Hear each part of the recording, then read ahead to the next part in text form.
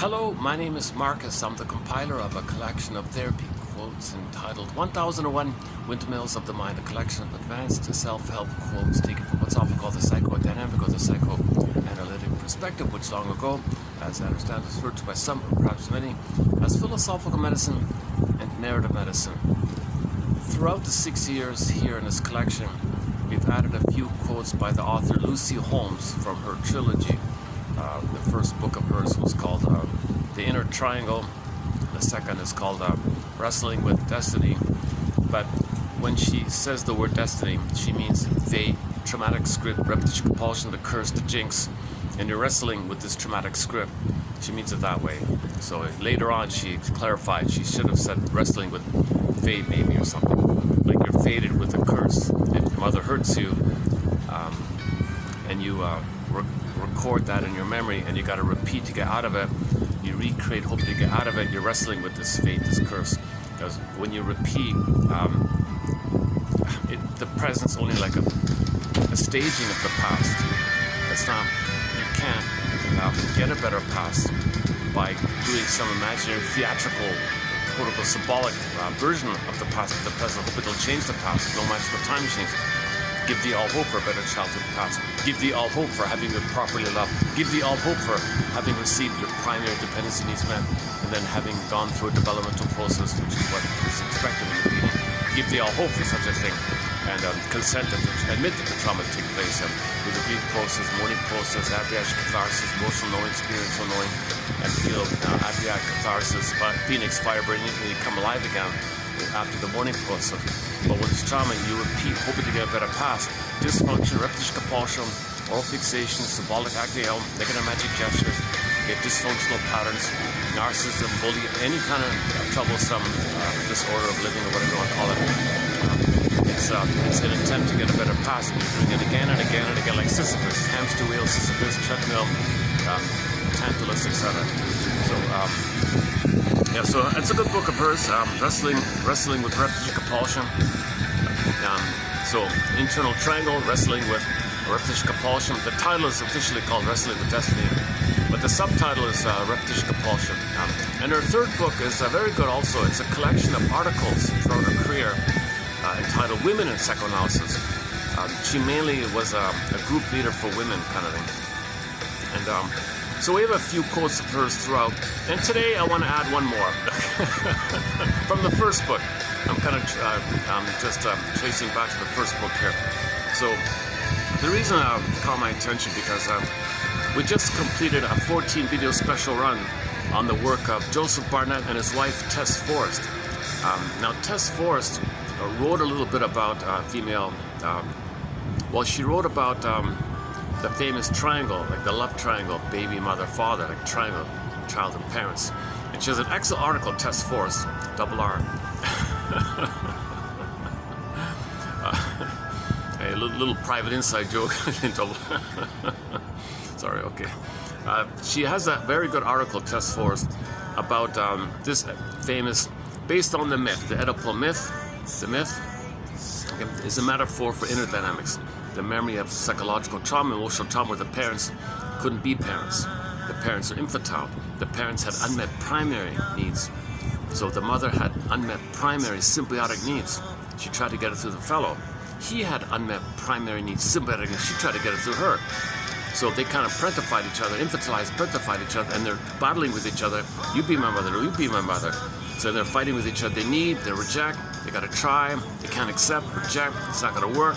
The image is you can't get the love from someone who's never loved and is trying to get love from you, and you were never loved, you're trying to get love from her, and she was never loved, and they're a dysfunctional couple, Jocasta and Lies.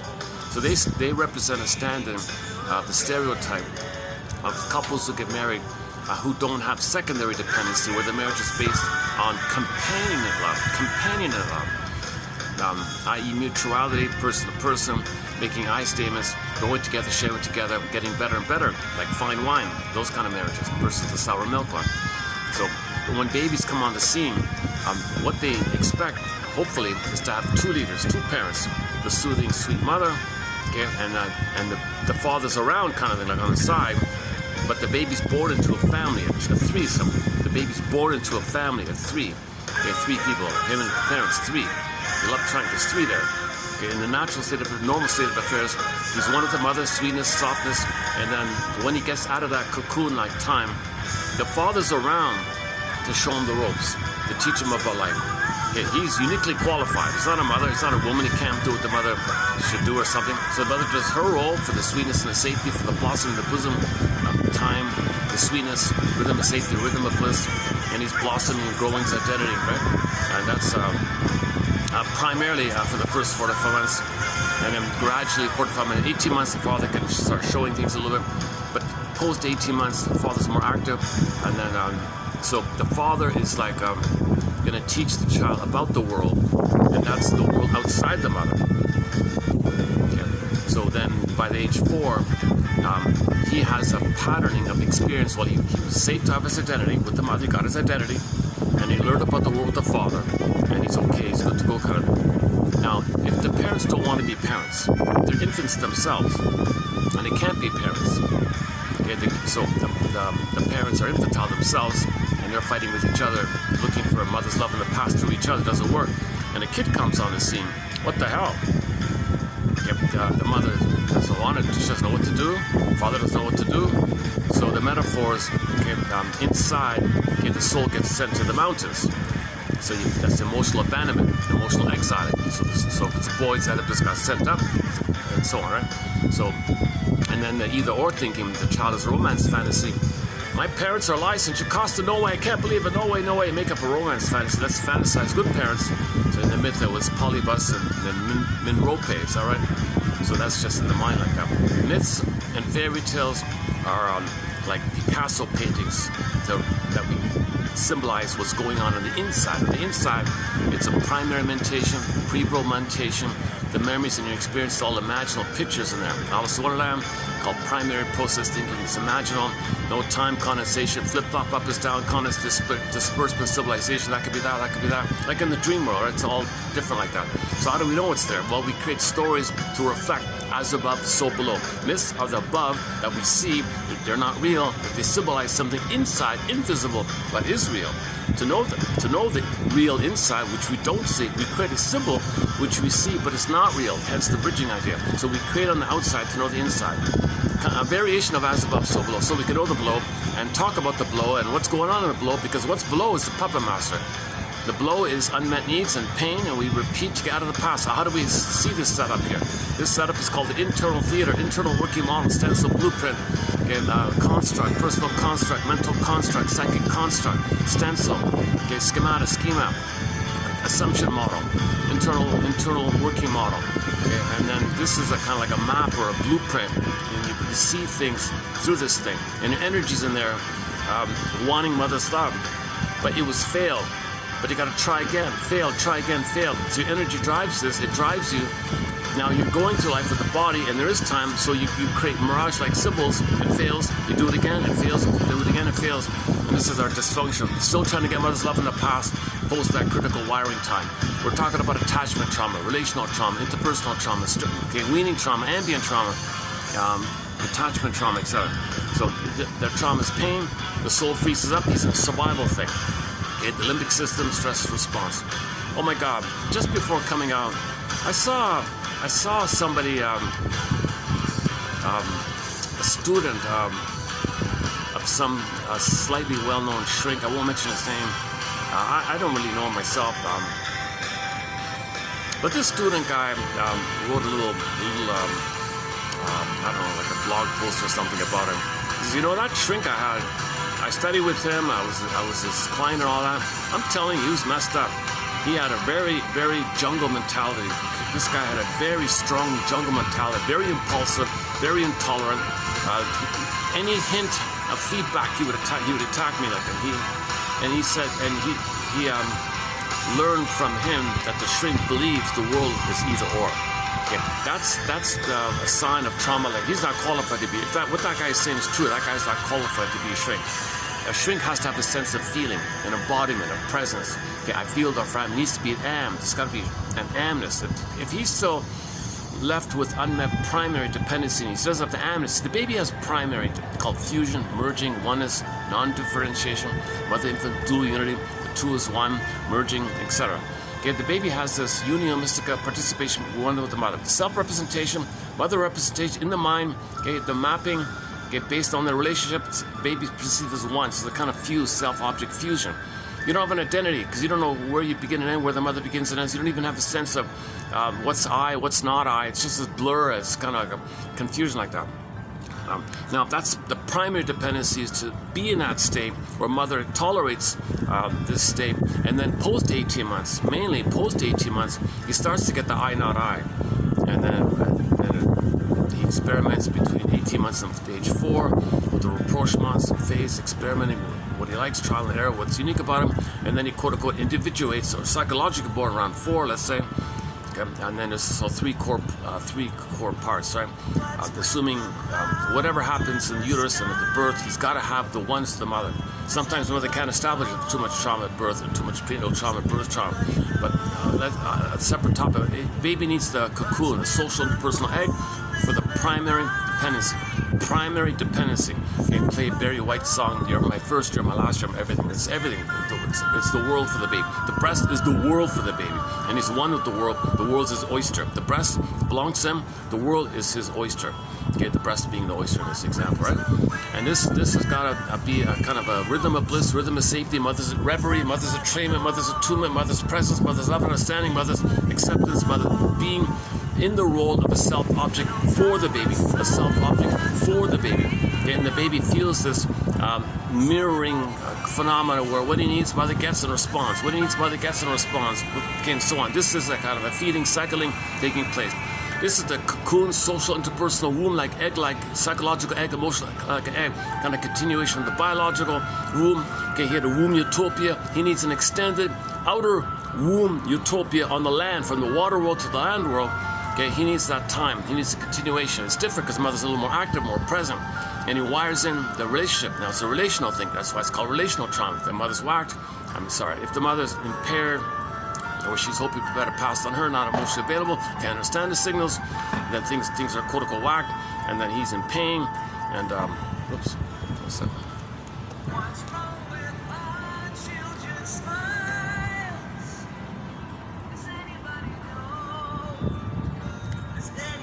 That's another holiday. What are you going to say? They had 2 holidays. So just within a month, basically. So it's kind of quietish here today. Today's a bit of a holiday here. We're playing the music you're hearing in the backgrounds by the band Mystery. I've talked a lot about this band already, so I won't redo it here. Check out the last video of them at the park. I talked about the music. I talked about some of the songs in our soundtrack, like Mystery and Tiana, Lucy Stemmel, and we played a cover of Brenda Lee's song. It's called again, Emotions. We talked about emotions, bodily commotions. We need a body for emotions. This whole topic. Okay, let's not do the music part here. But the top. We have 4 songs by Mystery. This one's more for as a musical, and the love song is How Do You Feel? But sort of the message song, we have the Inner Journey Part 1 of a guided meditation with the grief process. Okay, old lady's weeping, and the leaves wake up and you walk through the forest. And this whole imagery, guided imagery about the grief process, a little bit called Inner Journey Part 1, off an album called Fear of the Mind. That's how we found them originally. And the second song, excellent song called Behind the Mirror. Broad message being that everybody has a behind the mirror. The broad message is that everybody has a behind the mirror. Next stop, open the door, Twilight Zone, unconsciousness, other world, primary meditation. In the primary meditation, okay, did the baby have his primary needs met for the ones, the symbiosis, to be seen, the world's my oyster phase, and to be safe, to have that safety, basic trust preserved? The mother's there, and he wires it in so he can have this budding beauty, emerging self, real self, core self, vital self, blossom, be part of him, so he feels real alive. Now he's got a sense of self. Okay, was that met? If it wasn't met, okay, and it's a girl, she grows up, okay, she's Jocasta. She can't, she's going to try to get it with her husband. And then when Jocasta's a kid, she can't meet him. So therefore, in the mind, the memory is no one got their primary needs met. Jocasta, Laius, And Oedipus, the son, nobody got their primary needs met. So they're all infertile. It's going to be a lot of competition. The emotionality is flat. There's a kind of a survival mentality, a sense of entitlement. I gotta be important. I'm centered. No, I'm important. I'm centered state. And they're battling back and forth. And then they punish each other. They're passive aggressive. Kid feels unseen. So he fantasizes romance. And, oh, I wish I had good parents like Polybus and Minrope. And he kind of holds himself with fantasy a little bit. But his needs were not met either. And the myth just means that inside the fusion is still there. So the myth is code that in the mind, the self and the mother are still one. Psychological incest, you might call it. It's not or psychological marriage, because it starts off as one, and then later on it differentiates. He separates and becomes himself. But the more painful the mother is, the more the mother's unavailable, the more the tie that binds. He's tied there. That's what it means, the oracle. You're gonna have this problem. You're gonna be married like that, and father's not around. And usually the mother's has primary problem, the father's a primary problem, like a child. You're only going to marry someone who failed you like your mother failed you, same the other way. So people usually marry the same emotional kind of a situation.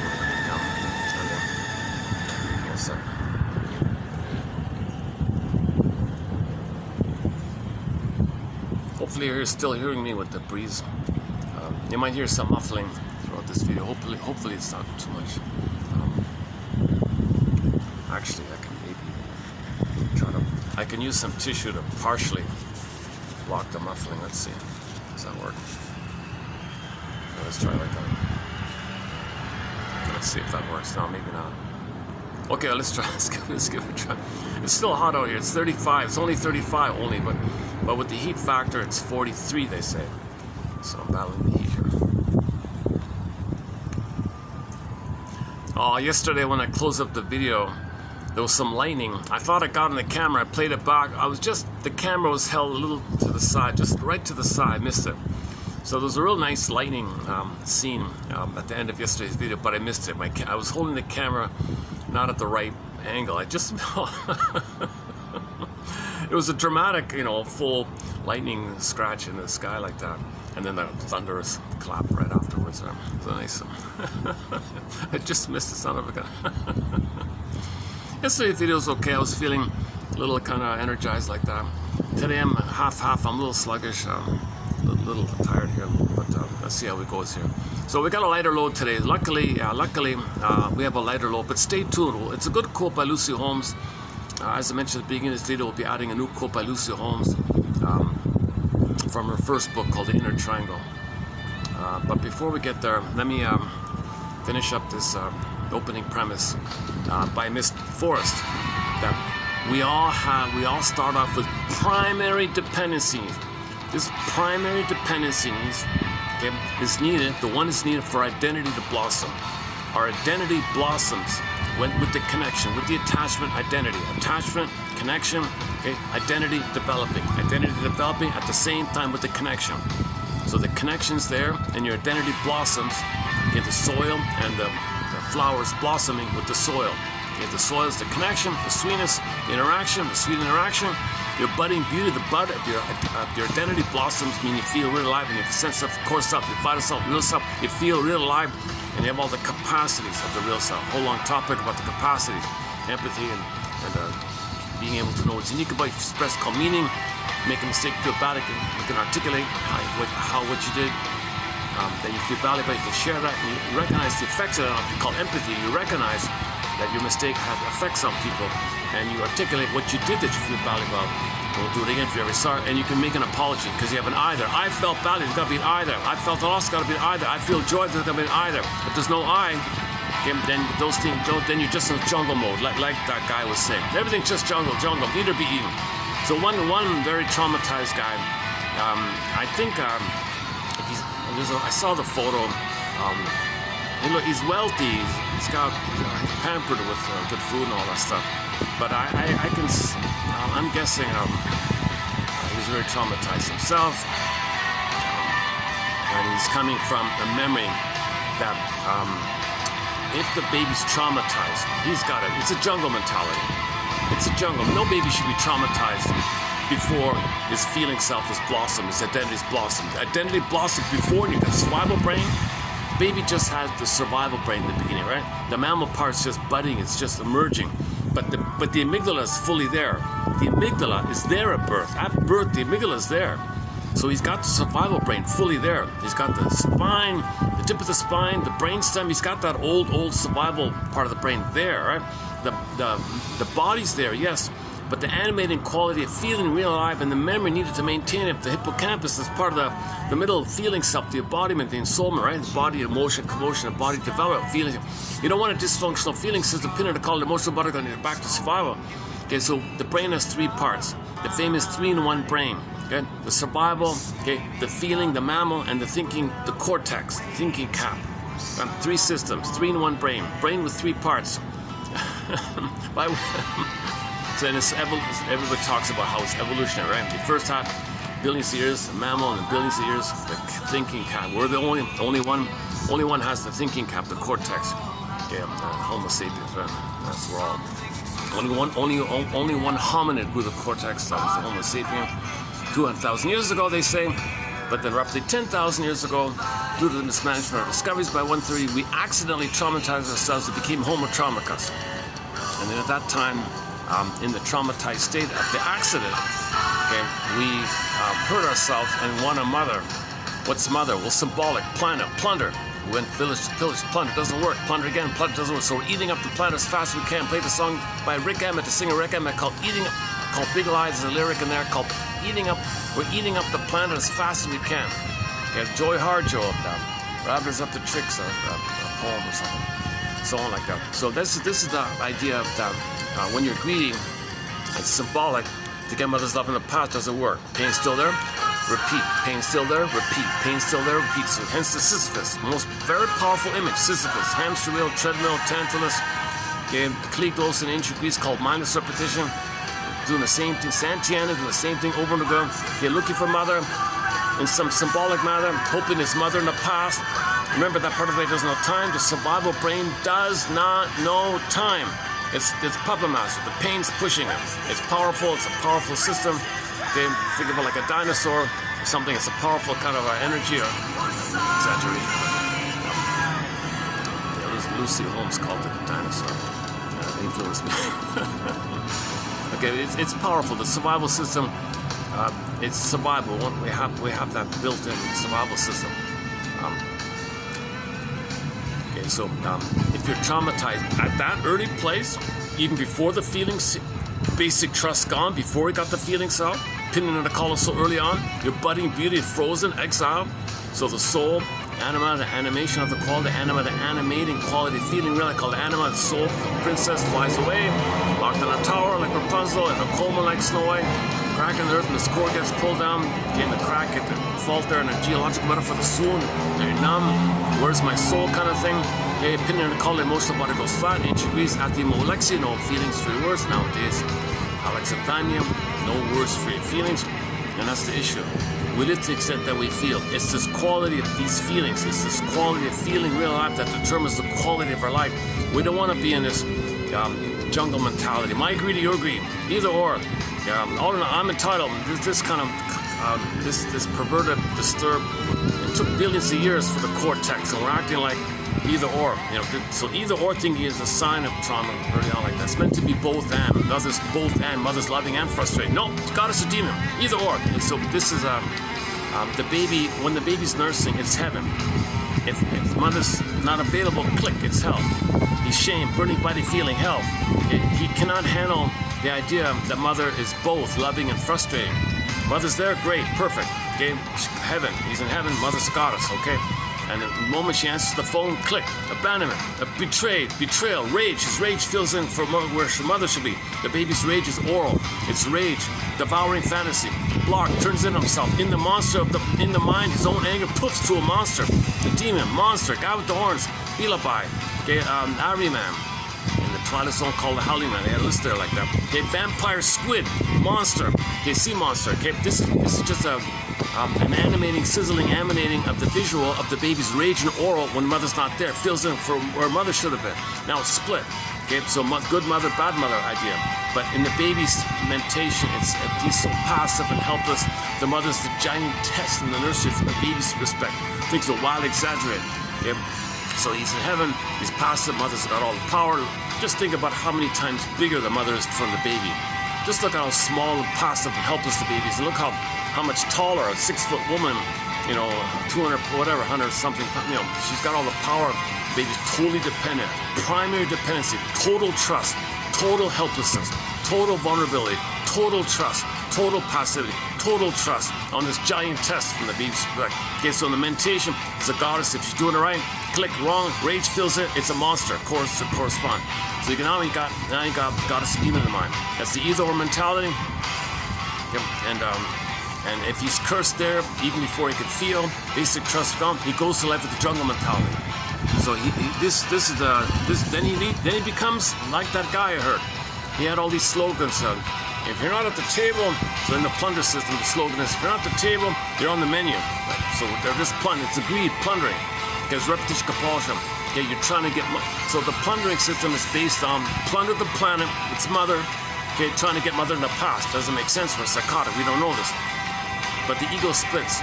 Okay, in order to do this, the ego splits to provide cover, cloak, camouflage, rationalization. So we understand the present.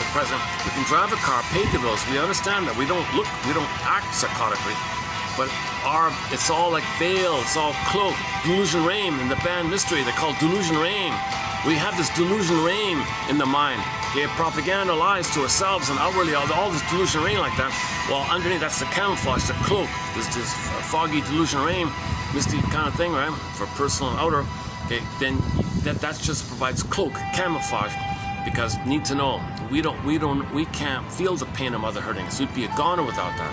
So it's kind of protecting us in a sense from like that. So that's called the camouflage cloak, called rationalization, explain away your behavior, and just create excuses. The plunder system says, well, my first mother, I didn't have a mother, but milk kept me alive. So milk so in the unconscious, food and mother are the same. But what's the first food for the mother? It's milk. So, okay, and then with this whole, let's open another door on the prejudice. That's just one of a dozen theories on prejudice. But one of the slogans of the plunder system is an over-identification with food, milk, over-identification. And then the slogan is, well, everything belongs to those with the shaded base tone of skin. But they don't say that. They say, well, they say it's white. No, you're not. No human being has a white skin. But they compare it to a shade of beige to a shade of brown, something like that. It's not even that. It's actually more. Okay, I don't want to.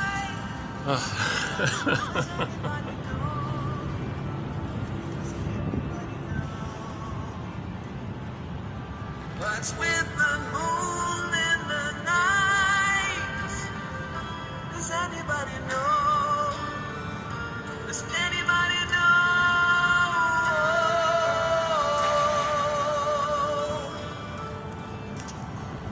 I gotta have like a good. I gotta feel refreshed and calm. I gotta think a little more carefully and present the theory. But that's the newest theory on prejudice about the milk idea. Is that because of the fusion, okay, your mother. Okay, so let's not start it now. I'm a little short on rest. I'm kind of stumbling a little bit today here. But, where are we here? So, Lucy, these chairs are not too comfortable. These are nice chairs, but they're kind of like they're like wooden handcraft, like hardwood, handcrafted hardwood kind of chairs. They're good chairs, but because I'm on a patio, it's got to be heavy. So let me take a. Yeah, just give me a sec here. Let me take a short break here.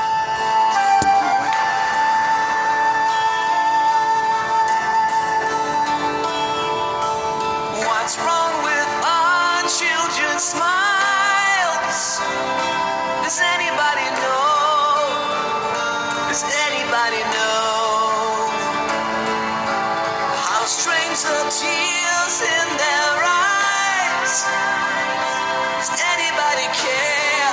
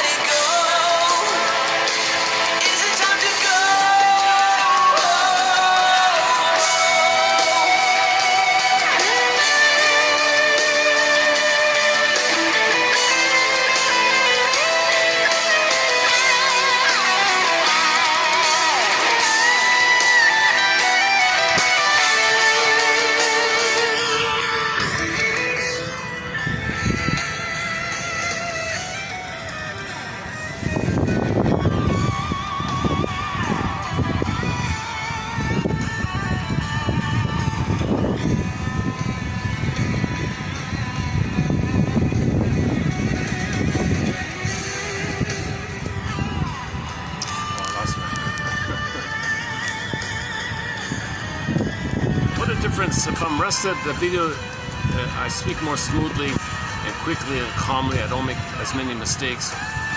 Today is an example of the opposite, where I stumble more and I make more mistakes. So it's really funny about that. Not funny about that, but I wish I could be like yesterday, clear speaking in every video. Unfortunately, other factors are all colored. But I want to keep posting the quotes, excellent quotes. Nothing like it out there. This is an incredible collection. Over 20,000 quotes now. 65 chapters, topics. So it's really exciting. And the odds are the 90-10 rule, 1 out of 10, hopefully will give people curiosity, leading to empathy and understanding. CEU, your CEU. Curiosity leading to empathy and understanding, and everybody gets their continuing education unit. A disclaimer: I'm not a counselor. I'm not a doctor. I'm not a shrink or analyst. Only have a BA. Disclaimer.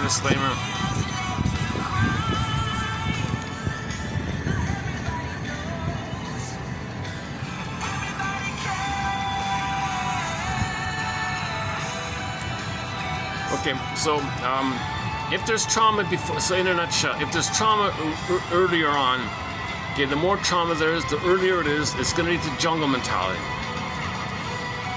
Right? So you don't want birth trauma, prenatal trauma, circumcision trauma. You don't want these kind of attachment trauma, strain trauma, relational trauma, interpersonal trauma. You don't want these kind of strain, like if the mother's using the kid in some way, shape, or form. Okay, you discussed yesterday, right? So we talked about Lou Ferrigno yesterday. There's the Lou Ferrigno version. So there's many variations on how it is and why it is a mother is not emotionally available to meet the needs of the baby. Actually, Lucy Holmes' quote touches on that as well today. Okay, let's do that then. So, Lucy Holmes' first book is called The Internal Triangle, and so this is still a little hazy for me, a little vague for me, but it'll be updated. But she argues that okay, when a woman's pregnant and all that, okay, all the fantasies that she has about her parents. Need, anger, frustration, entitlement, whatever's going on about herself, about her mother, about her father, all the complications. The child's there, right? Inside, in her belly, there's a child there. She has some kind of representation of this child. So she's thinking that the child can, wow, if she can control the child, wow, she can try to master all these issues with herself, with the father, the mother. So when she has the child, wow, all these fantasies that she put into the child. Whoa, now she controls all this stuff. Now she's going to be active. I got to control all these things. I got to my anger and my entitlement. I got to control not be hurt by my mother. I got to control not be hurt by my father or something like that. Or, so she has a lot of, she works, she feels a little power facing stuff when the kid comes on the scene. So yes, scapegoating is a part of it. But Lucy Holmes has the theory that some of us actually gain personal, at the child's expense, of course, uses the baby as a developmental opportunity to face her stuff, to face her memories, to face it all. Use the kid. The kid helps her to face stuff, and she's trying to develop. And a lot of women seem to work things out at the expense of the kid, of course. Let me just read the quote. Yeah, I think she's very careful how she says it. She's a very blunt speaker and all that. Okay, hang on. So I'm just going to read a portion of her article, a portion of the chapter 2. Okay, the baby inside, right? The unborn baby, okay, was experienced by this mother as somebody in her life, right? Somebody in her life. or an aspect of herself. If this mother had been perceived, if this mother had an engulfing mother, parasitic mother, she thinks the child's like that. She projects the demanding mother onto the kid and think the kid's demanding. If a parent had been perceived as ruthless or parasitic, the unborn child was often experienced as feeding on the mother. So sad. Mother shouldn't. See, this is the harm. This is so absurd that a mother would feel, oh, this kid's depleting me. My mother depleted me. My mother used me. The kid's using me. Oh my God. It's so sad that this is women with this mind, that any kid. I pity the child who's a mother in this dilemma. Play the song I Pity the Child by Tiara. I really pity this real curse on the child to be inside the womb and be accused of being blamed and siphoning her. What the hell? The role of the mother is to feed the kid. And you think you twist it around and you're angry at me for trying to just live and be myself? You think I'm hurting you or something and you're angry at me? Okay, just one example. If a woman suffered from a lack of self-esteem, so the mother thinks she has a lack of self-esteem. Oh, I bet this baby is something wrong with this baby, right? Just like my devalued self, this baby's devalued. So the kid is absorbing a lot of these it's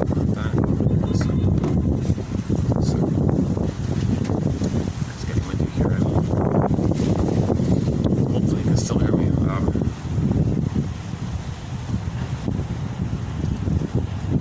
When the unborn baby was the object, or the positive side is maybe this baby gonna be my best me. So this baby's amazing, something like that. All right. Okay. In 1992, one guy wrote about the ghosts within us, i.e., the internal objects that influence us. He described these internal objects as highly condensed psychic textures, the traces of our encounters with the object world. A strong tendency in women to internalize parental objects. Oh, and men too, everybody. Everybody's going to internalize the memory. Everybody's memories of what happened to them. The object within, the unborn baby, became the receptacle for all the projected fantasies involving her scripts. Even more interesting to me was the fact that as the women in her group, so she was a group counselor for pregnant women, and she studied pregnant women for decades and wrote her book about it.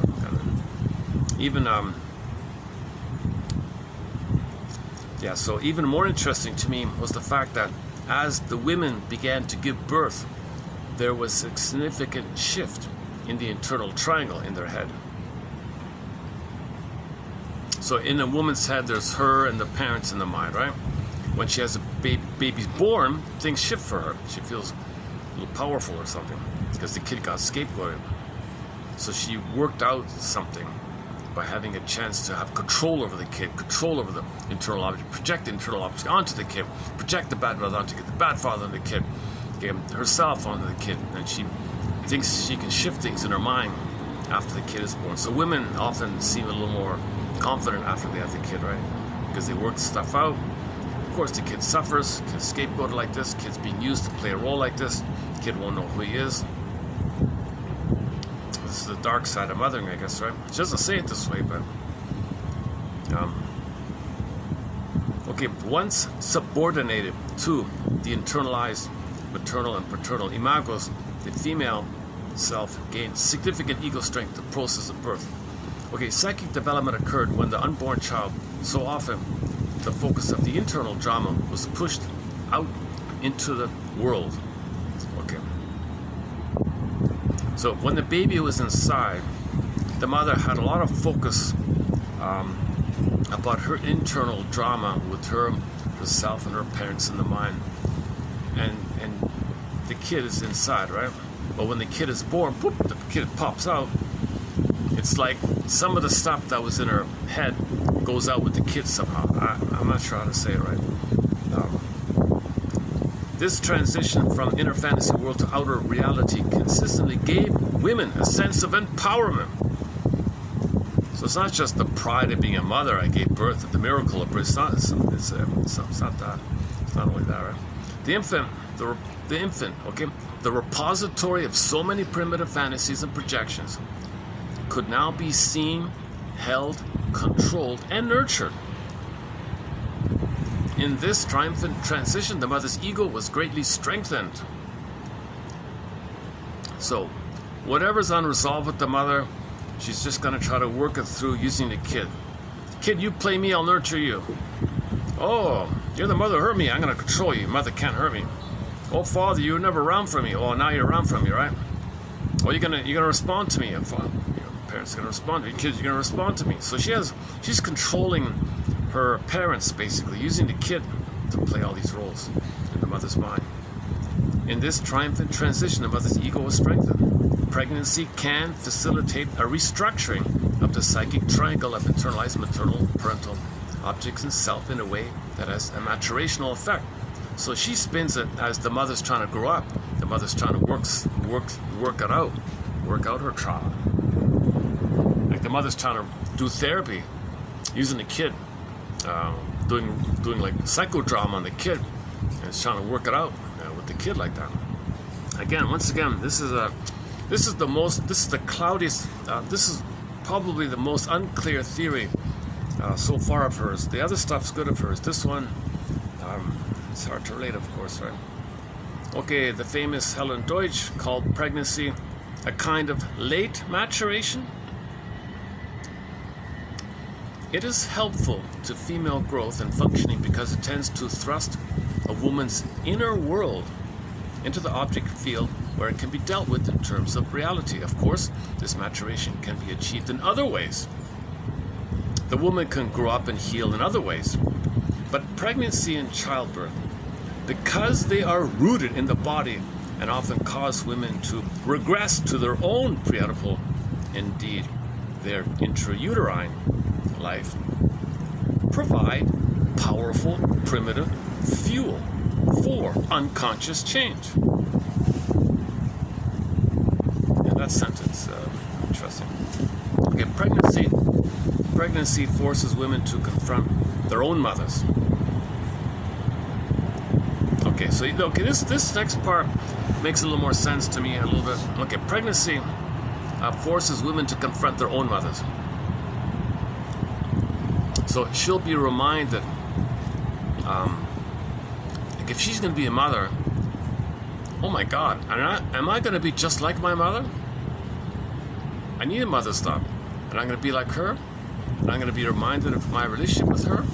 So she's facing what happened between her and her mother when she has a baby. It's like triggering what happened between her and the baby when she was a baby with her mother. That's going to be triggered up in her as she has this baby. The act of having a baby is going to trigger when she was a baby with her mother, and now she's got to be the mother and play and feel both kind of thing.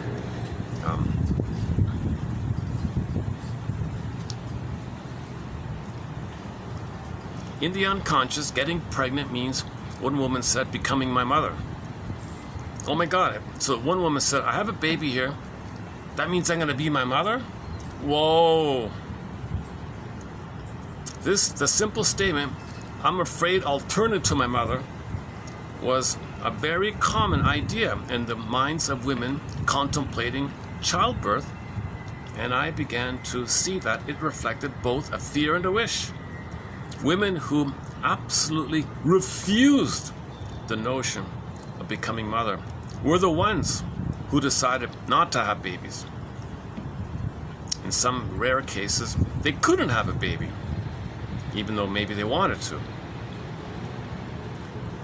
Okay, she doesn't spell it out here, but some women who can't have a baby, they want, but they can't.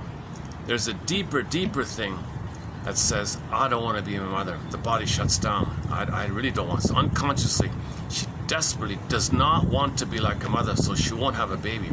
But consciously, I should have a baby, shouldn't I? And she can't. So some women who cannot have babies, at some deeper level, unconsciously, she doesn't want to be like her mother. Because if she has a baby, she'll be like her mother. So the body shuts down and can't give birth, kind of. Or a woman just consciously says, no way, I don't want to act like my mother. I feel it. I'm not going to have a kid. Okay. Where are we here? Pregnancy reactivates a longing to be mother and the wish to be a baby. Okay. Regressed to this early time, orality. One of the most frightening things about pregnancy for many women is the regression to prenatal and pre-Oedipal. Pre-Oedipal just means the nursing to the first year, and all that involves. One of my clients said, quote, I feel like, gee, if I'm having a baby here, I'm kind of like losing myself to my own body or something. Another one said, yeah, I don't know what's happening because I'm regressing. I'm like a baby. I cry all the time. When I look in the mirror, I look like I'm just a big baby or something. And she feels themselves regressing. See, when they're having a baby, it triggers the time that they want it to be baby properly. So they want to be a baby, but they're going to be the mother. But the mother's going to be can they be the mother to themselves, or they want to be the baby to them? But the baby's triggering all this unmet stuff. Right? This regression often involves the danger that the woman will be engulfed by her pre-Oedipal mother. The idea that pregnancy implies a return to issues of symbiosis, while childbirth seems to permit the termination of that symbiosis with the mother's own mother, is illustrative of a paradox in pregnancy, i.e., it requires some identification with mother or the unconscious to permit pregnancy, but by identifying with mother enough to get pregnant, a woman can finally, in childbirth, achieve true individuation and psychic separation from the mother. Okay, this is okay. Now you got me confused. I don't see how a mother having a baby means she's free from her mother. But that's her claim here. She's convinced that a lot of women feel liberated from their mother psychologically when they have a baby. It is important to remember that for both sexes, the pre-Oedipal mother is a primal, omnipotent figure. Okay, so from the baby's point of view, mother's a powerful, figure. Okay, she gives life and death. You know, like one of these goddess Durga. What's her name? Durga. You know, these Baba Yaga, like all these in mythology, you have women that's very powerful on both ends. Like I got this idea. Fears of regressing and becoming a baby to this powerful mother. So the mother's powerful. The mother can determine life and death of the baby, right? The nursing, the feeding, the breast can determine all. The power of mother's like pretty powerful like that. She's not a passive mother. She's active and powerful. The mothers are powerful. Fears of progressive becoming the powerful pre-Oedipal mother's helpless infant, as well as anxieties about becoming the passive, masochistic mother. Like in the Oedipus story. They're all kind of coming up here. By identifying with the feminine mother and submitting passively and masochistically to pregnancy, women overcome those fears and truly identify for the first time in the life cycle with the powerful pre-Oedipal mother, thus achieving individuation and autonomy while integrating femininity. Okay, she seems to think that if the mother's going to have the baby, hey, she'll be the powerful, all-giving life force. What's that woman's name again? Well, in mythology, there's a powerful woman who Baba Yaga's personification of the natural forces of the earth, right? Not so like a Gaia kind of woman. Right? There's another one I forgot what her name is. So a woman feels powerful. She, as a baby, she was passive. Now she's a mother, powerful. But wait a minute, is she going to be just like the aggressive mother, or does she just feel the power of the mother? Childbirth seems to facilitate the identification with the power mother during that time, so that the self is no longer controlled or dominated by the memory of mother hurting. Okay, so the mother as a baby was passive, dominated by her mother. Now she's physically a mother, having a baby. She's all powerful to the baby, so she breaks free from the mother, being so powerful. I think that's what she's saying. Pregnancy allows separation from the engulfing mother in a uniquely feminine way. In childbirth, the woman gains the power of her mother had in the pre-Oedipal period, and by total identification with that power, women reconcile autonomy, femininity. They can at last identify with their mothers without submitting to engulfment. Okay, I see. So she's going to have a baby. She'll have the power of the mother, but she's not passive and going to be engulfed by her because she's a full-grown adult now, and she identifies with mothers having that kind of power. All right, I see. Okay. So in her mind, she was a passive victim of her mother. She grows up, has a baby, and adopts the power of the mother in her mind, not being victim, because she has the baby who's going to be the victim. Something like that. I'm guessing around here. Man, oh man, I'm really this needs a huge update on my end here. I gotta start somewhere, right? So when I start something like this, there's a lot of mistakes. 50% of what you're hearing is incorrect. It's up to you to figure out which 50%. Where are we here? A patient of mine who recently had a baby, and okay, so Lucy Holmes said that she had a lady in her group who just had the baby. Okay, and this woman's mother was staying with her to help her out with the chores and all that. And this mother who just had the baby made the following observation, quote, "I was changing the baby and my mother was watching. And I said, here mom, take her while I throw this diaper away," unquote. And I gave the baby to my mother, and she took the baby, and she was very nervous. And I had a revelation while I watched my mother hold my daughter.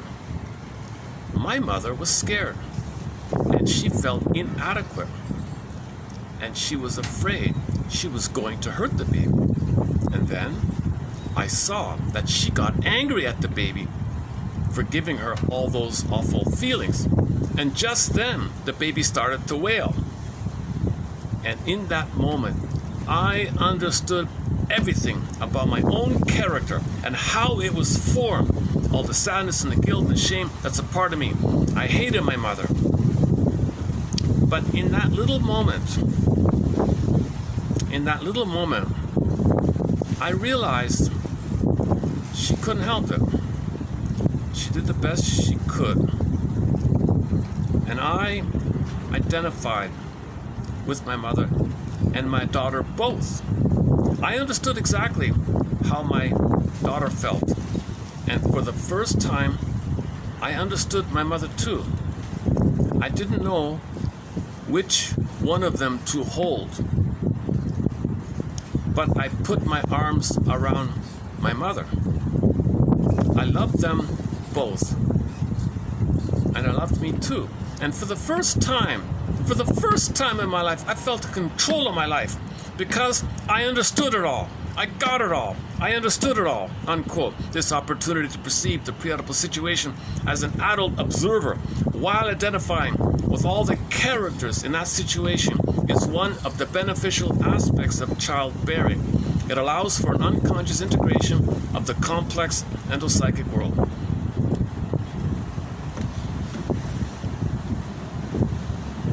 Another quote, we have a similar quote to this. A guy, how'd it go again? A guy brought the baby or something to the grandparents. The wife was traveling or something. He was taking care of the baby or something. "Hey, grandparents, I gotta work. Can you watch the baby or something?" So they left the baby with the grandparents, and the father went to work or something. Came back 5 o'clock, I guess, whatever. "Oh, look at that, a drone. Hey, look at that. Oh my goodness." Oh my goodness, some toy drone here. Wow, should I wave? coming from? Oh, I see. There's a pool down there, right? Although I think this must be some kind of or maybe that's a security thing or something. Down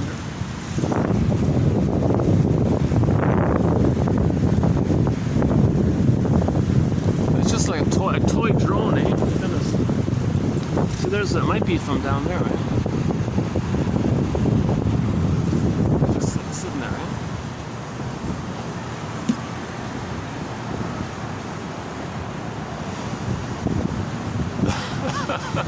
It's going away.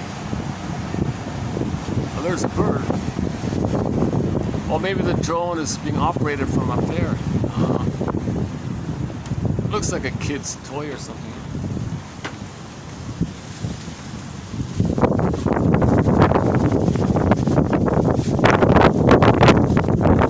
Down there, right? Nobody's there.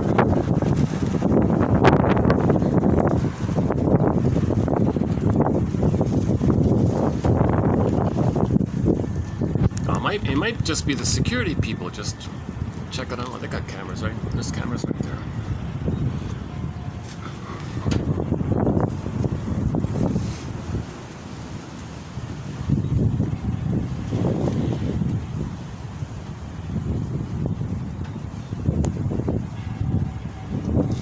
Maybe the camera. Yeah, the camera in the corner sees me, so I'm not sure what that was for. There's another one there too. Staff are there. Maybe it's a holiday, maybe things are different. Or maybe someone's checking up. I don't know if it's just it's checking on me or something. Oh my goodness. I think it's a kid's toy. It looked like a kid's toy. It looked like a very simple kind of toy.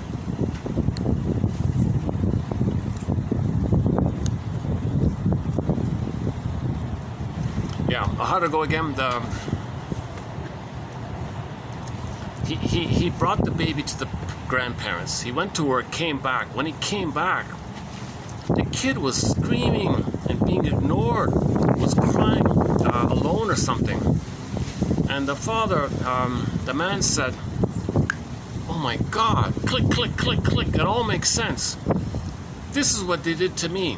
How they're treating their own grandkid.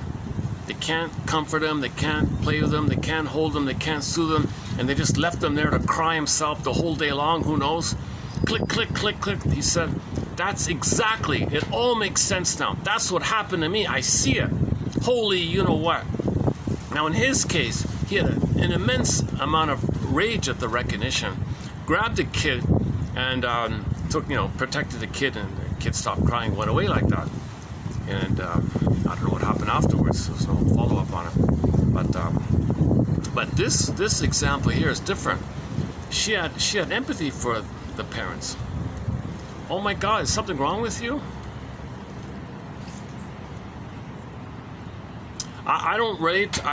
Honestly speaking, I don't quite emotionally connect with this story here that I just read.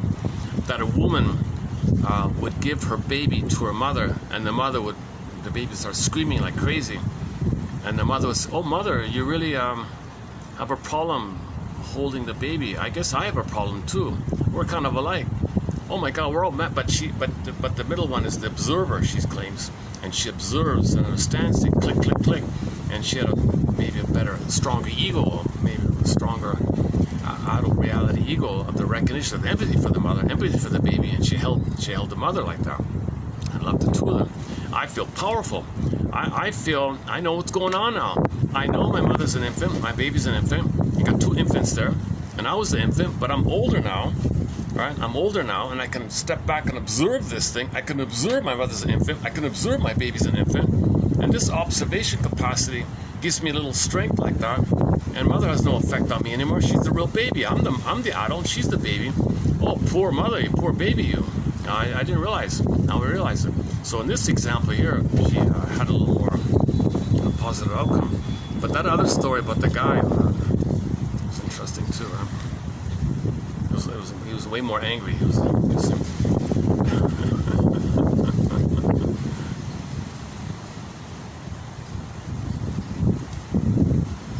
Let me get this straight. So a woman has a baby.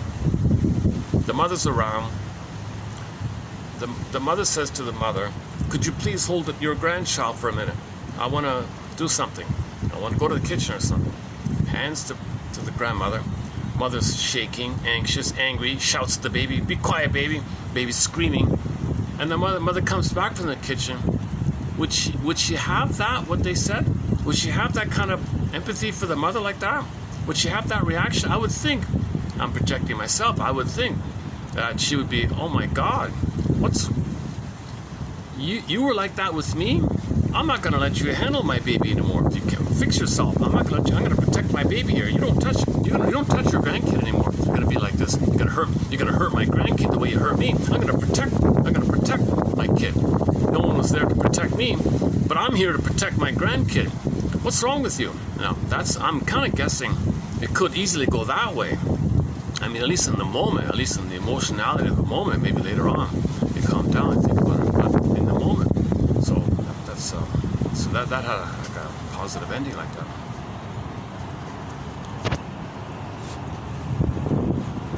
Look, I gotta confess, this is one of the weakest, flakiest deliveries I've given in a long time. Usually I'm pretty clear about the ideas, and I have numerous ideas that are kind of precise, and I feel good about it. This is very cloudy. This quote here. Let's see if the phone will read it out here. Let me just let the phone read it. Now, this is not the whole article due to the space limitation, but okay, hopefully it'll. Let's see. It begins with the unborn baby was.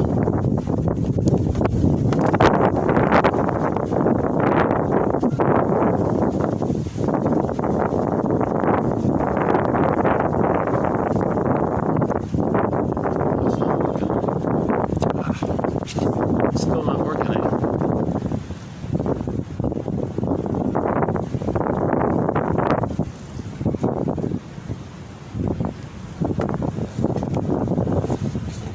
I'm trying to let the phone read it out here. When it works, it reads out fairly well, but lately it hasn't been working.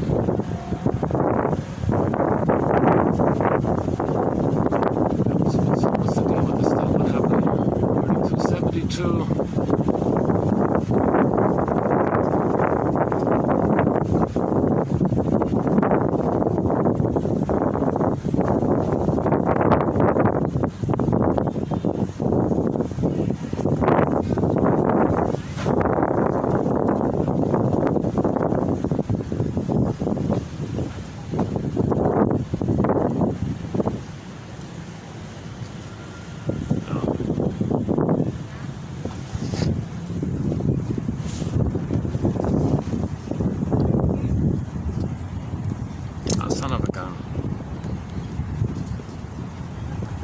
Or maybe, if I have, hang on a sec, let me try another way here.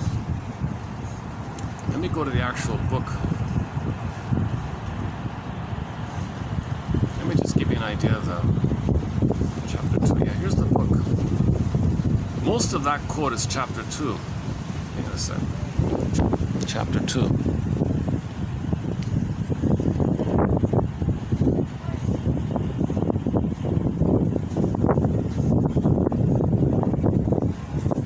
Object within. Oh yeah, I didn't include all the traditional discussion, right? The famous idea that some girls wish they had the power of the boy, because if the power of the boy, it's easier for boys to be different from the mother because they're a boy. So the famous envy is not about physically that, it's just the idea that she's very similar, daughter and mother are very similar biologically, physically, so they look kind of same like that. It appears from the daughter's perception that boys have it easier because they're different physically like that. That's all it means, that phrase, the famous envy. Okay, I'm not talking about breast envy or womb envy, the other envy, okay? But that's just code for the power envy, like some daughters say, I wish I were a boy so it'd be easier for me to leave the engulfing mother. So that's just code for that. It's not physically that envy. The daughters don't physically have that kind of envy. It's just a stand-in for how the boys differ from the girl. That's just code for that. Nothing to do with like that. So she goes through the history of that famous envy phrase. Okay. Okay, let me just read a part of chapter 2 entitled The Object Within, Childhood as a Developmental Milestone. So let's see how this reads out.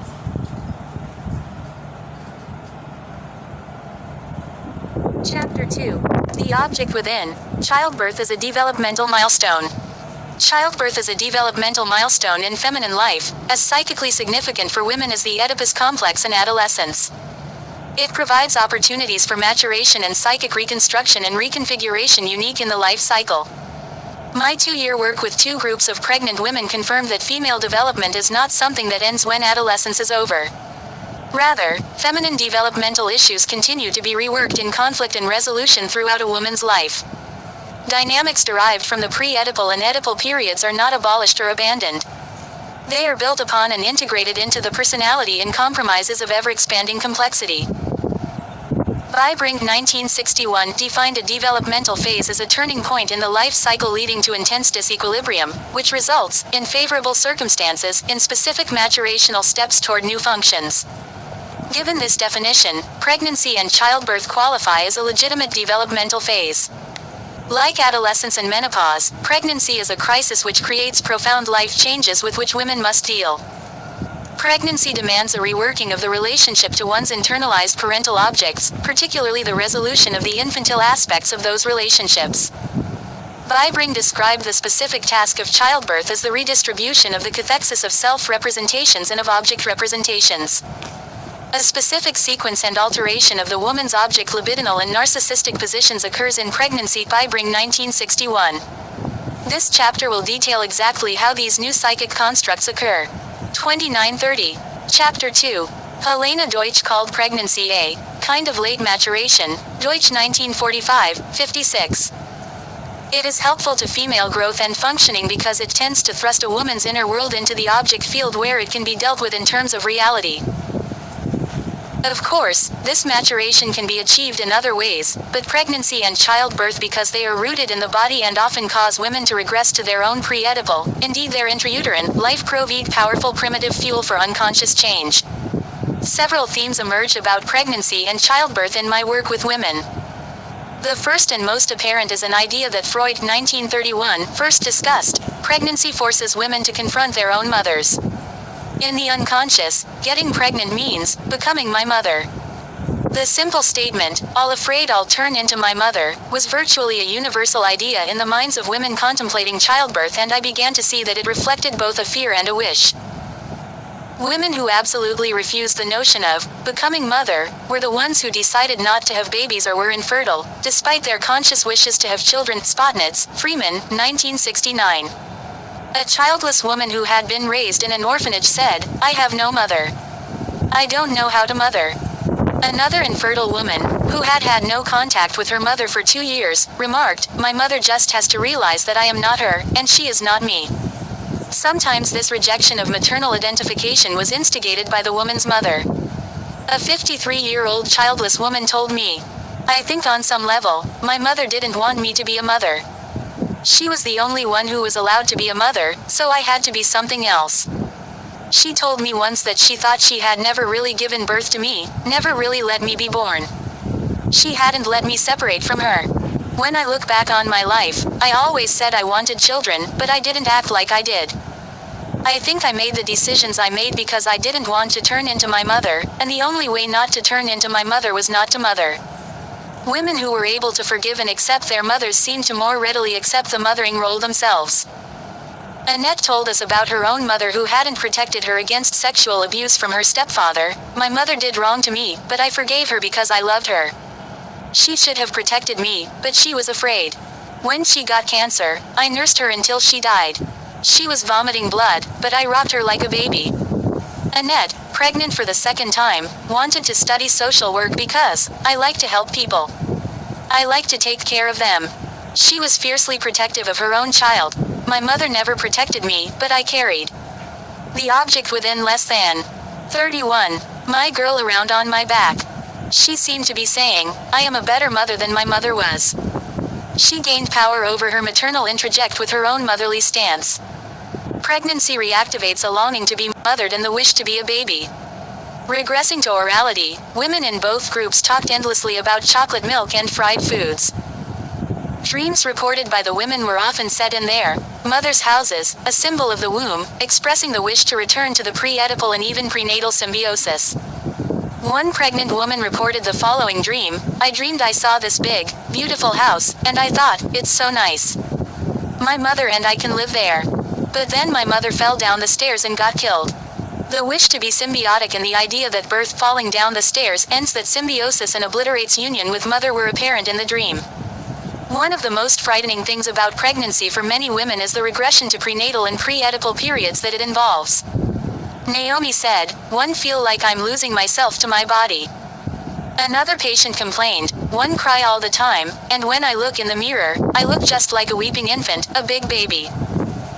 This regression often involves the danger that the woman will be engulfed by her pre-Oedipal mother, and fear of this danger plays a part in many cases of infertility. Davis 1985. The idea that pregnancy implies a return to issues of symbiosis, while childbirth seems to permit the termination of that symbiosis with the woman's own mother, is illustrative of a paradox in pregnancy. It requires an identification with mother for the unconscious to permit pregnancy, but by identifying with mother enough to get pregnant, a woman can finally, in childbirth, achieve true individuation and psychic separation from mother. More specifically, women can achieve pregnancy only by having a certain unconscious willingness to confront the maternal introject. The maternal introject in women is a synthesis of two imagoes, the pre-Oedipal mother and the passive, feminine, mother who is the inheritor of the Oedipus complex. It is important to remember that, for both sexes, the pre-Oedipal mother is not castrated. Rather, she is a primal, omnipotent figure. Her breasts, the part objects that introduce the baby to the world, are protruding organs of activity and penetration, the source of life. Crowell discussed the toxic aspects of both the powerful mother introject and the depressed, passive, feminine image of mother. Crowell 1981. Fears of regressing and becoming the phallic pre-Oedipal mother's helpless infant as well as anxieties about becoming the passive, masochistic mother of the Oedipus complex play a significant part in both infertility and early pregnancy. By identifying with the feminine mother and 32 Chapter 2. Submitting passively and masochistically to pregnancy, women overcome those fears and truly identify, for the first time in the life cycle, with the powerful pre-Oedipal maternal imago, thus achieving individuation and autonomy while integrating a feminine identification. The process of gestating the fetus and pushing it out into the world permits the ego a new stance toward the maternal internalized object. Childbirth seems to facilitate true identification with the phallic mother of the pre-Oedipal period, so that the self is no longer controlled or dominated by its maternal imago.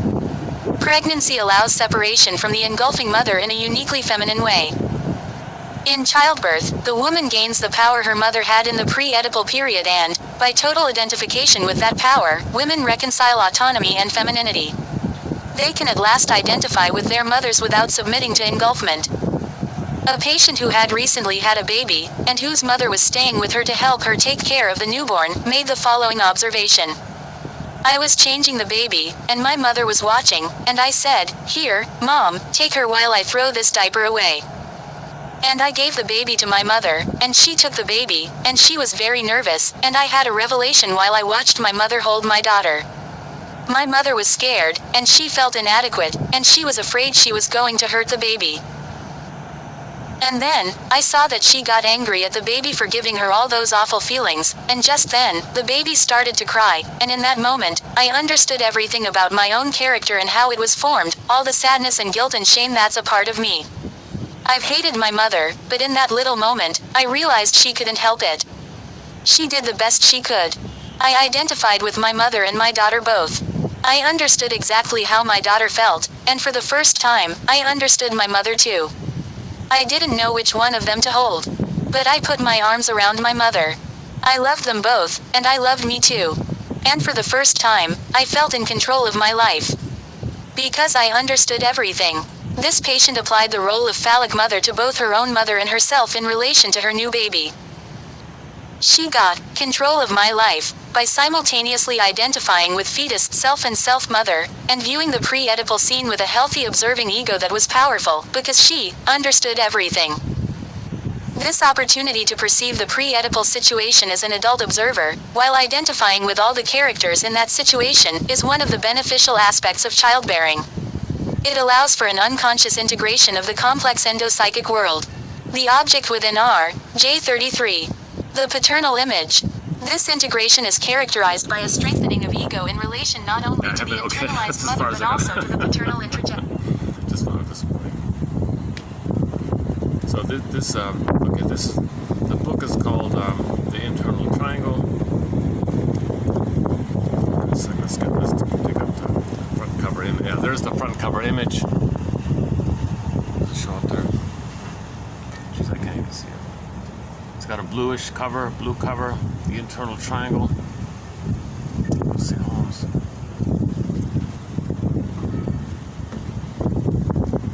I heard an interview of her.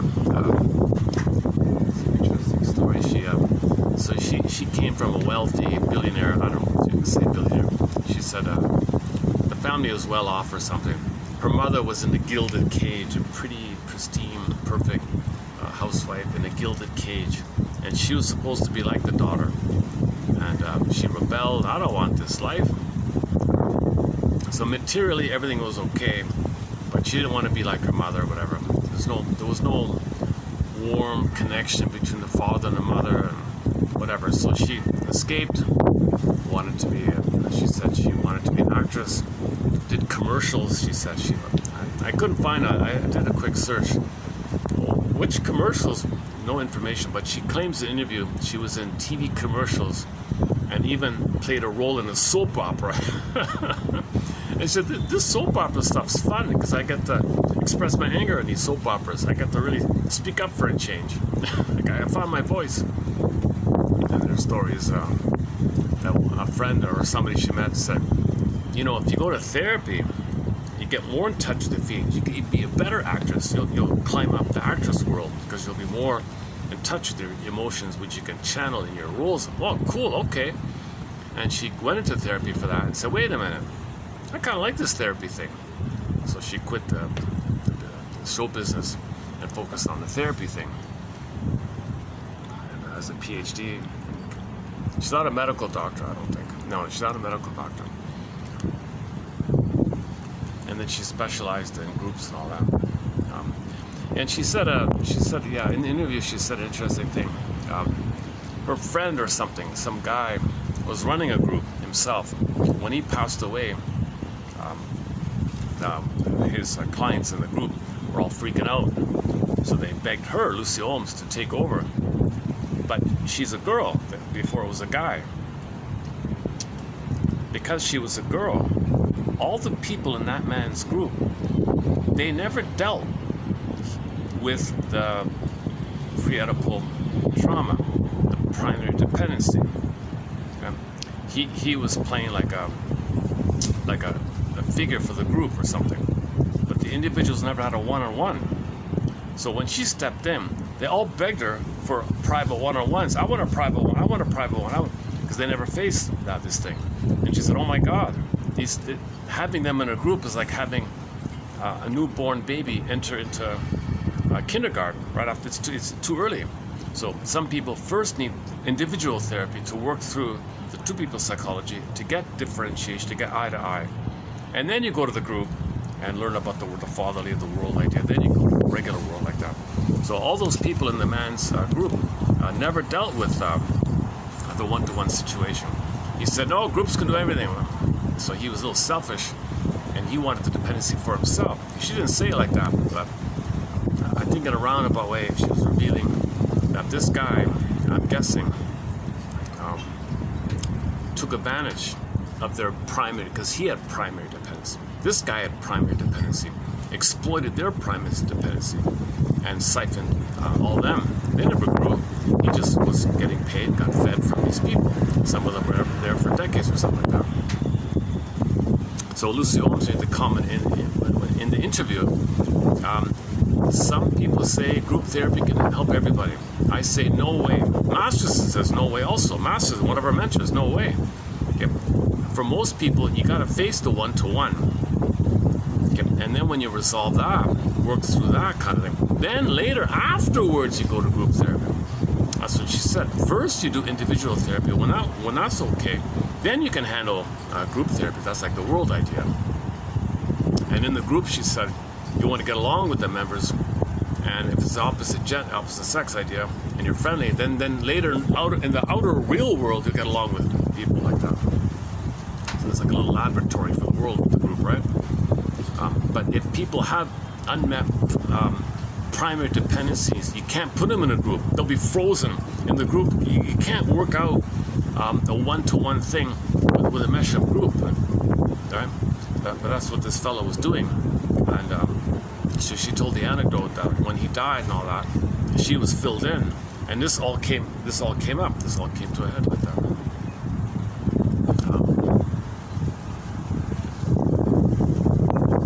So he was kind of doing an addictive kind of thing, a primary dependency addictive thing. So he created like a kind of a perverse addiction with this group or something. He cannot satisfy their dependency needs because that's a one-to-one thing. I don't want to do one-to-one. I never got one-to-one. Let me use all of them as symbolic mother for me. So he was playing the baby and using the group as symbolic mother to hold him, to contain him. It was a perverse thing. He's exploiting the situation, taking advantage of these people, and they're paying them like that.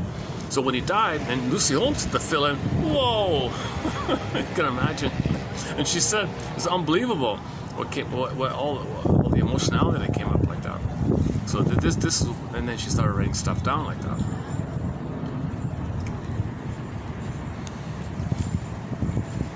So it's very rare that if somebody seeks therapy, they could just directly pop into group therapy.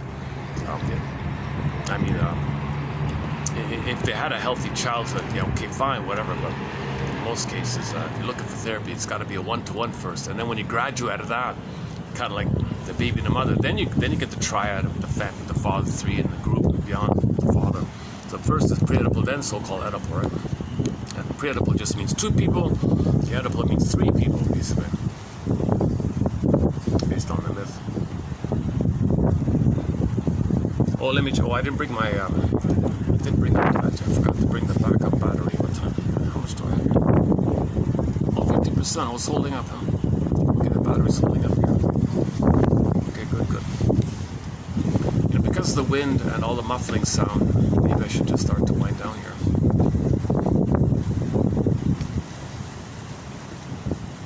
I purposely came here because I knew it was a holiday and there'd be fewer people around. Yeah, I got lucky this time.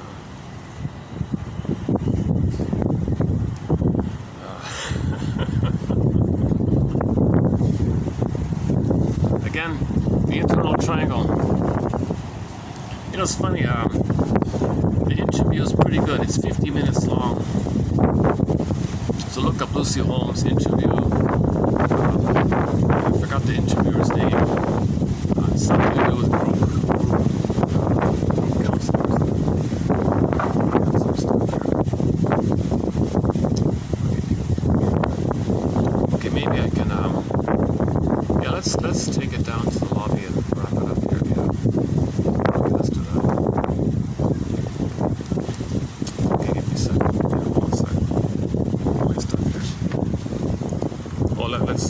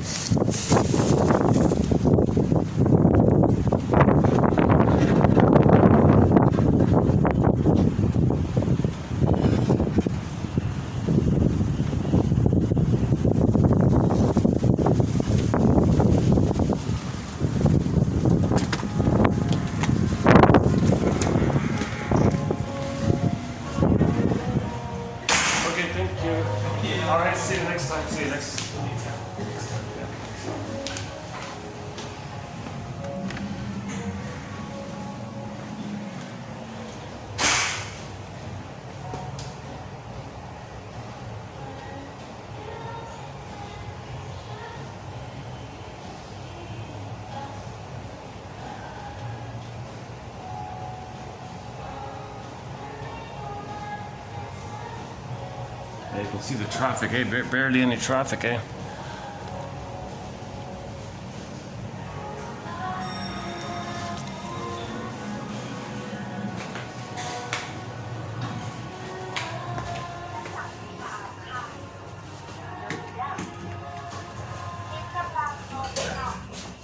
Okay, just a good time, just as well.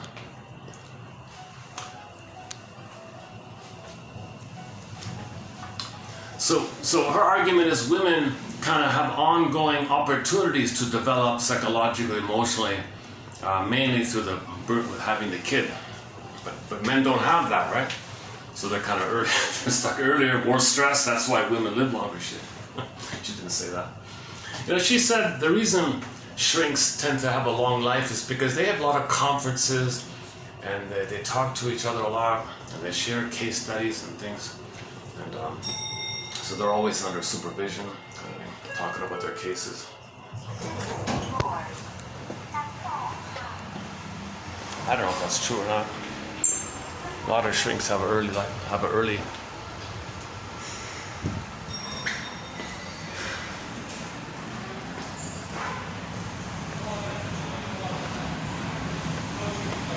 Oh yeah, look at that, eh? Yeah, let's go over there. That's a nice spot, eh? That's always packed over there.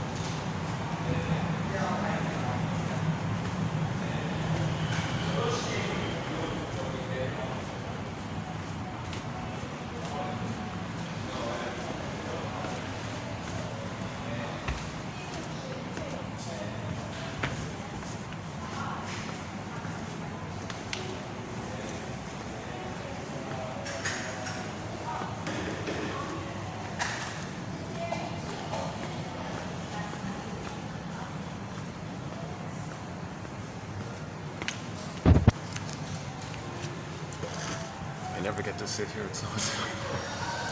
This will be for 10 minutes maybe. Okay, how are we doing here? Oh yeah, it's nice to sit there for a bit. All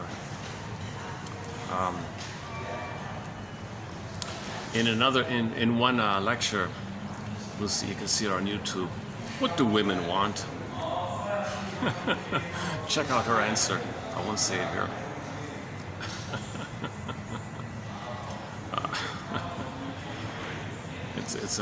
She's spunky, she's very outspoken, very courageous, very open. She said her mission in life is to teach women to find their voice, to speak up. She spent her entire childhood as a doll, as a perfect little girl doll for this wealthy family that she was born into. And the mother was the model, perfect trophy wife or something. And she had to be a perfect little girl all the time. So she was eager to lead and find her voice, kind of thing.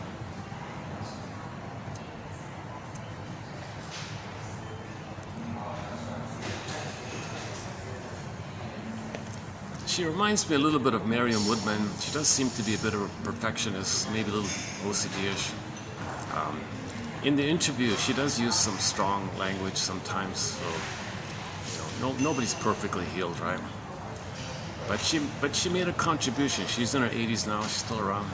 And those 3 books are a wonderful contribution to raising awareness, self-awareness.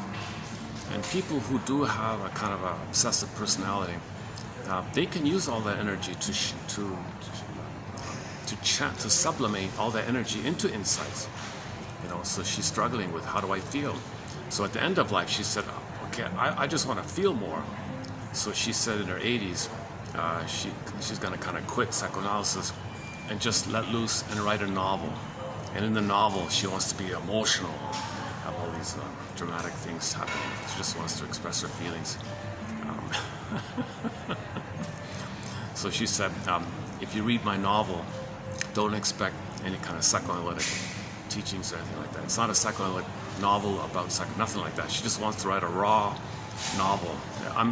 It's probably going to be an adventure, drama, adventure, crime kind of thing, I'm guessing.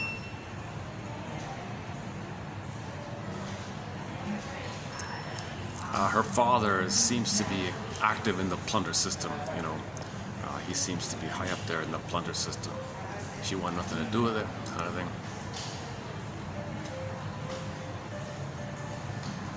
And was expected to be like the mother, this pretty dolled up, gilded cage, you know, bird in a cage, pretty bird in the cage, kind of. What's it called? Ibsen has a play about this. Robert Bly says that the birth of the women's movement is when Nora slammed the door. That was the birth of the women's movement. So Ibsen, the playwright, wrote a play about a stereotypical marriage. He didn't understand her. He couldn't listen to her. He wanted her to mother him. He went to work. He was tired. Oh, please take care of me, wife, mother. And this went on like that. There was no mutuality or nothing like that. She said, I'm tired of this. I can't live like this. She left and slammed the door. The birth of the women's movement.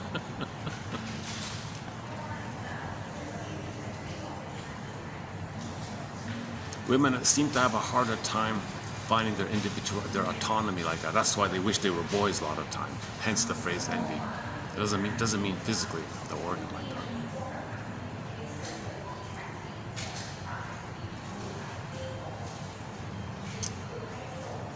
Let me see how we're doing. The problem with the lobby is it's just so you got so many people all around. Okay, let me maybe you can pick a song here or something. Oh. Background. All right, that's a cool background. All right, let's check it out.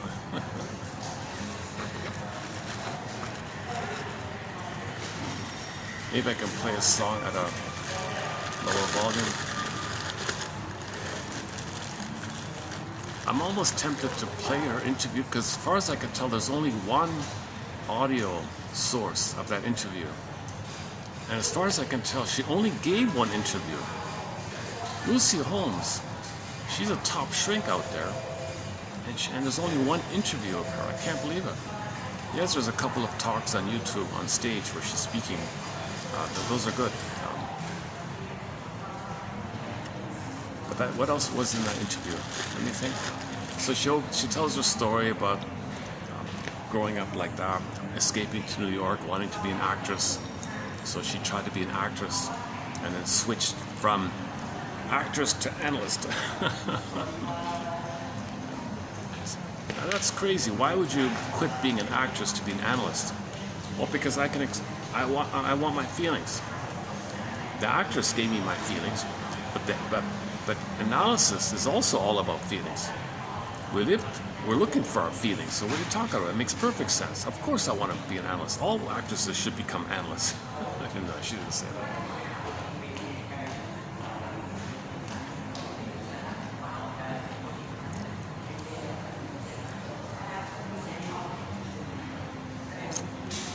Now she joined some, the question mark with me about her is her mentors, the people that she joined or whatever, that she learned from. They're kind of like Cahutians. The Cahusian model is that the shrink can play the parent, and the shrink can be the substitute parent and do for them what they didn't get. No, psychoanalysis says, no, you can't do that. So she didn't quite go down that path. Yes and no, she talks about that model a little bit. So she's eclectic, she's a truth seeker, I think.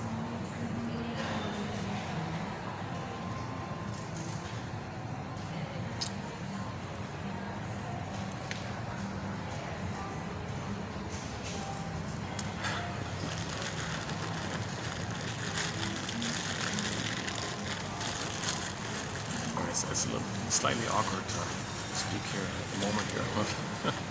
Where's my phone? Where's the phone?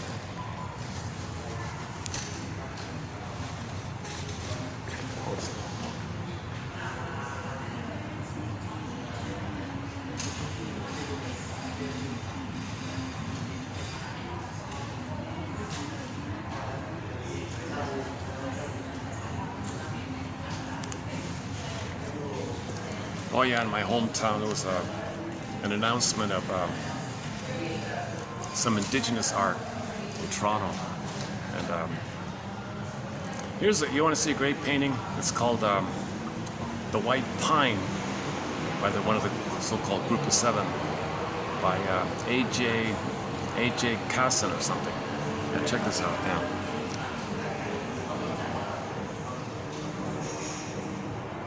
Getting it there.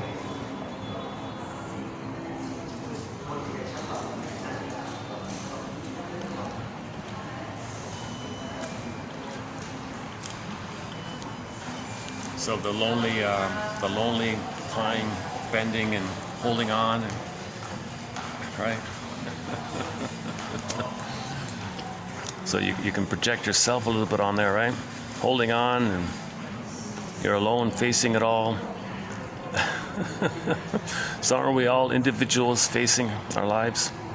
Isn't this a very good image of each person facing their lives alone, but holding on, and the beauty of it all, and the strength of it all, the resiliency of it all? Oh, here we go. Is it? All right, there it is there, right?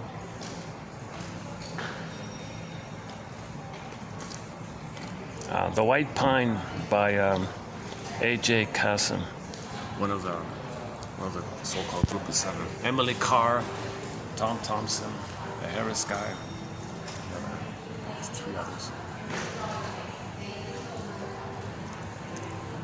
Am I online here? Let's see. Yeah, let's see if I can dig up the website. Hold on a second.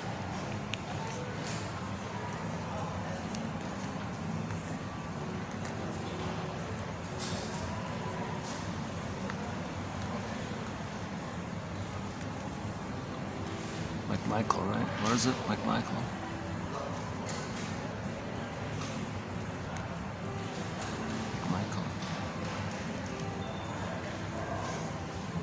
Well, that's what I noticed. There's early indigenous art at the McMichael. If you're ever in Toronto, go to the McMichael Art Collection, just north of the city. Native art.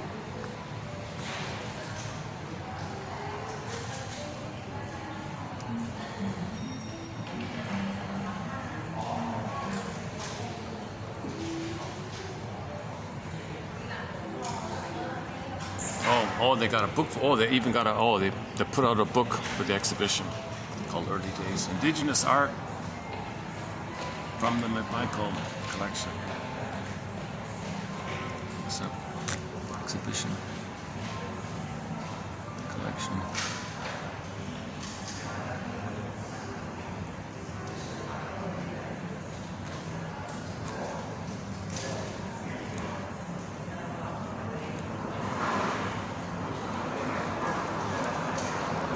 Okay, they got it subdivided here. So they got the famous Group of Seven,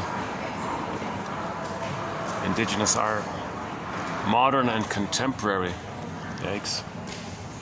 Library archives, collection data. Oh, this is Inuit. This is probably Inuit, right? Kin Gate Drawings Archive. What's this? Oh, Dave. What's this one? I'm not sure about that. What's Inuit? Yeah, Inuit. Search and collect.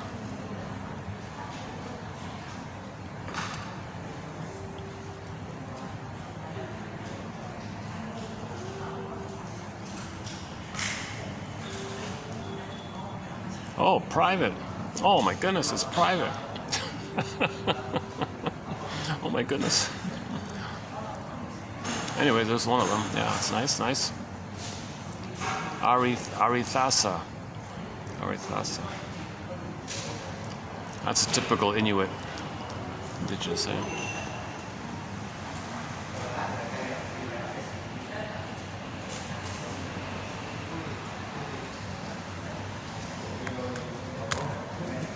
Search and collect.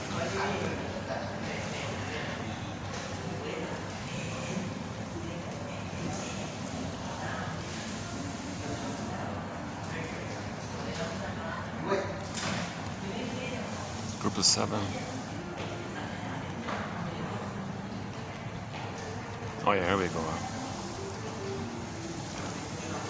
Oh, there's a, yeah, okay, Harris. That's the main one by Harris.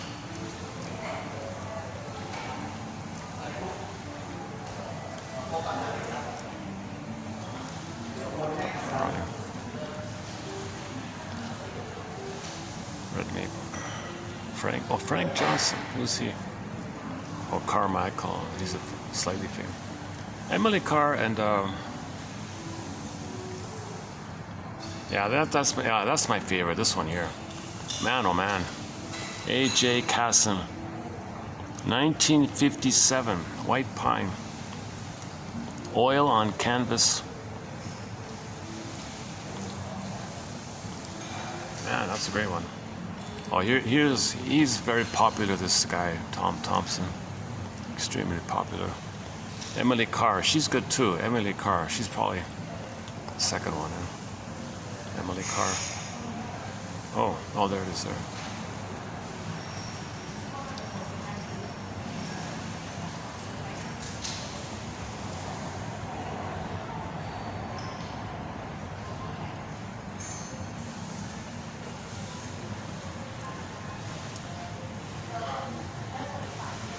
Okay, it's filling in. People are filling in here.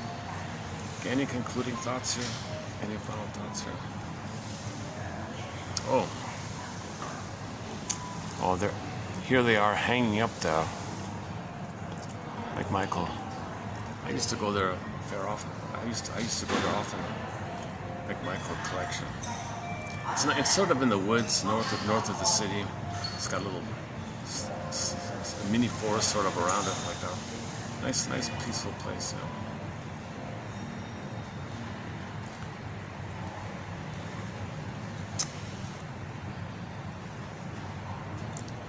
Okay, let's go outside and close up.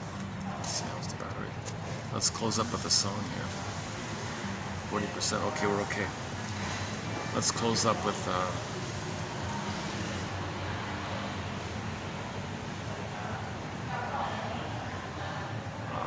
Just let it go. The most recent sort of humorous comment was from a self-help author who said, you know, emotionally you feel maybe a little boxed in or something, and you want to get out of this critical box. Well, the instructions to get out of the box, repetition, compulsion, Mobius strip thing you're doing over and over again, the hamster, to get out of that thing you're stuck in, the instructions are on the outside of the box.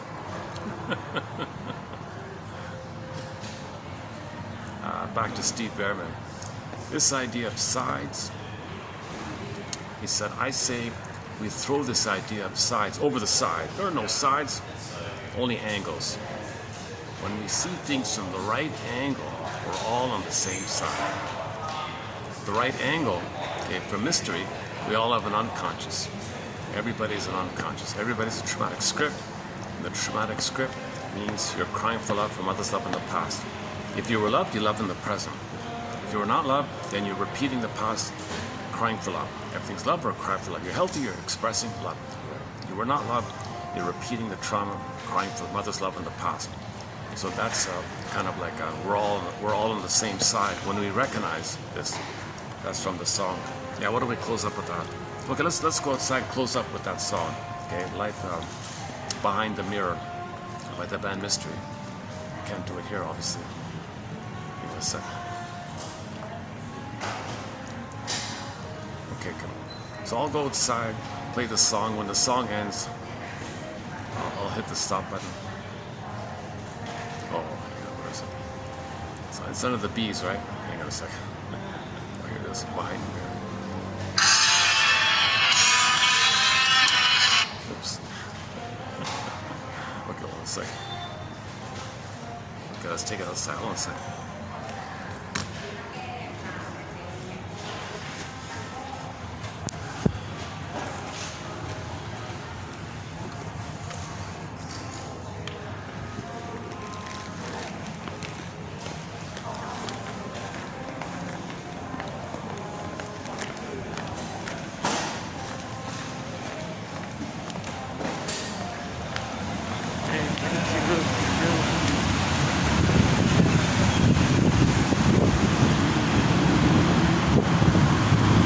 these quotes promote curiosity, empathy, and understanding. And I'll see you in the next video.